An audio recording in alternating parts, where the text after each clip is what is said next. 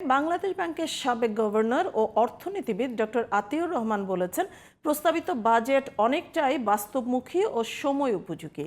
তিনি বলেন, সংকুচিত এ বাজেট বাস্তবায়নে আগের যে কোনো সময়ের তুলনায় অনেক বেশি দক্ষতা ও নিষ্ঠার পরিচয় দিতে হবে।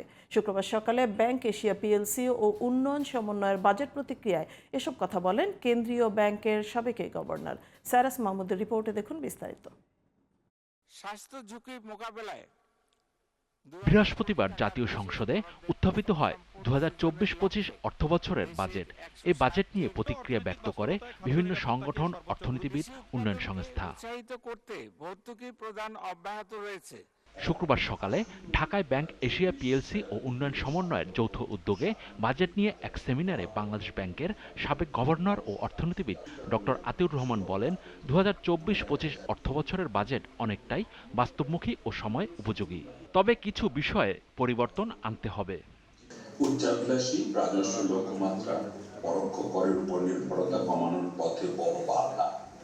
রাজস্ব বোর্ড তাদের লক্ষ্যমাত্রার 62% জন্য নির্ভর করবে পরোক্ষ করের উপর। এক্ষেত্রে গতানুগতিক থেকে ফেরানো সম্ভব হয়নি। এই জায়গাটাতে হয়তো বিশেষ আলোচনার সুযোগ রয়েছে। যারা কর দিচ্ছেন তাদের উপর আরো করের বোঝা না চাপিয়ে নতুন করদাতাদের যুক্ত করাকে অগ্রাধিকার দিতে হবে। ডক্টর আতিউর বলেন, বৈধ পথে সর্বোচ্চ ধাপের আয়ে 30% কর আরোপের বিপরীতে কালো টাকার ওপর তার অর্ধেক অর্থাৎ 15% কর আরোপ করার প্রস্তাবটি গ্রহণযোগ্য নয়।